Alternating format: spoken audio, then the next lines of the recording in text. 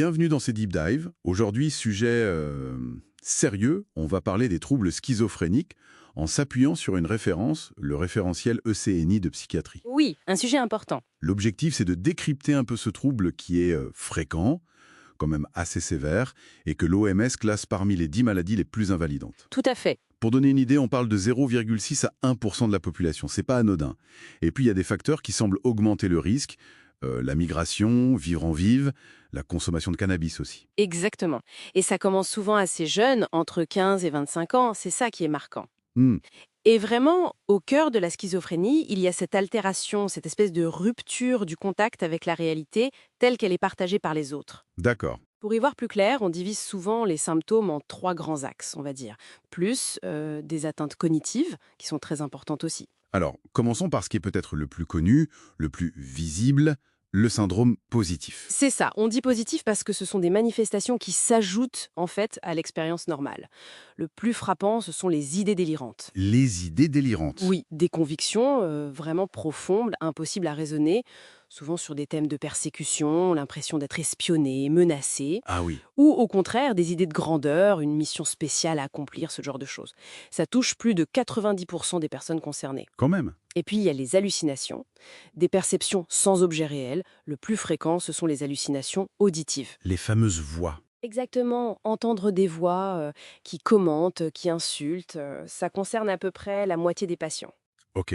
Et à l'opposé de ça, de ces expériences en plus, il y a le syndrome dit négatif. C'est quoi? Alors là, oui, c'est l'inverse. C'est un appauvrissement, un retrait, on voit un émoussement des affects, la personne semble moins ressentir les émotions, elle paraît Indifférente. moins de réactions émotionnelles. Voilà. Il y a aussi l'allogie. Le discours devient pauvre, les réponses sont brèves, peu de spontanéité. D'accord. Et surtout, 2 choses très impactantes. L'apragmatisme, c'est-à-dire la difficulté à initier, à organiser et à maintenir une action, même simple, du quotidien, Juste faire les choses. c'est ça. Et l'aboulie, qui est un manque profond de motivation, de volonté. L'envie même n'est plus là. Forcément, tout ça conduit souvent à un isolement, un retrait social. Je comprends. C'est lourd. Et le troisième groupe, c'est le syndrome de désorganisation. Oui.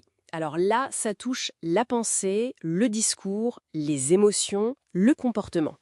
Tout semble un peu désarticulé. C'est-à-dire?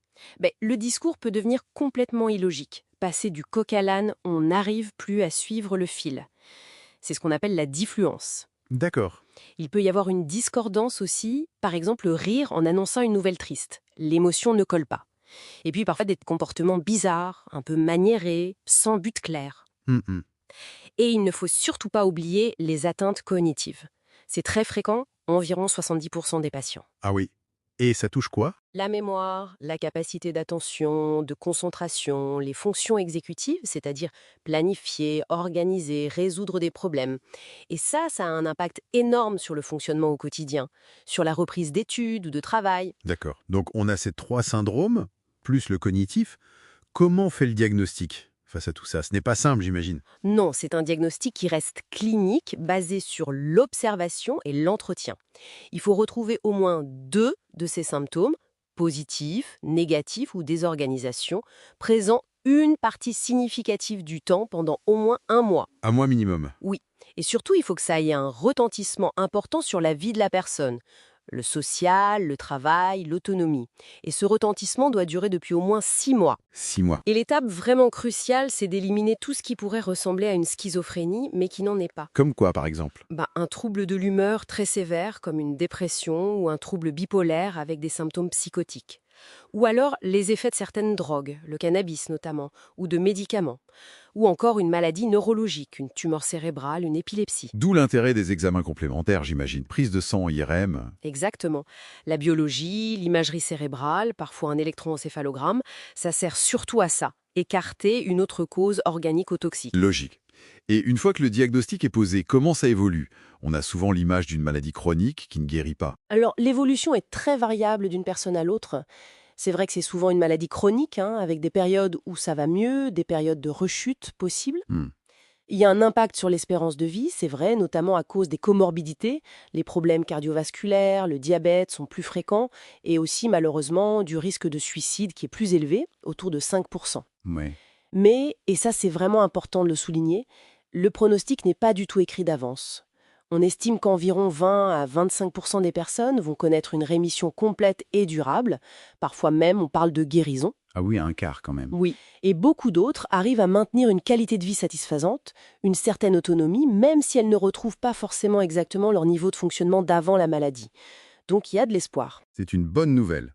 Et cet espoir, il est lié à la prise en charge, j'imagine. Les traitements, rapidement. Oui, absolument. La base du traitement, ce sont les médicaments antipsychotiques, surtout ceux de deuxième génération qu'on donne en premier. Ils aident à contrôler les symptômes, surtout positifs, et à prévenir les rechutes. D'accord.